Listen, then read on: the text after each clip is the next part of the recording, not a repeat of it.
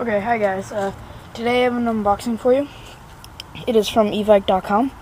I purchased this on April the 4th. So you can see right there. Yeah. So let's get into it. Don't want to cut the stuff inside. But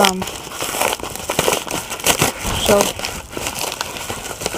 here we have the Battle Axe.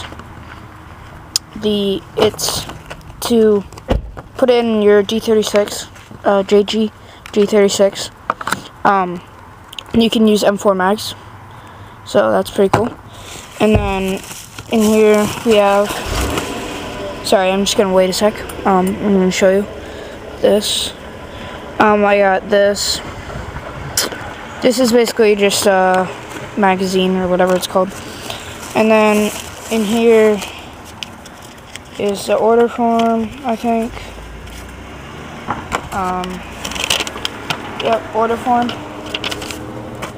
And then see what this is. This is 14% off. And then this is a Velcro patch. It's pretty. I got it because it's pretty funny. Rated E for everyone. It's Evike. And then I got a Support Our Troops bracelet.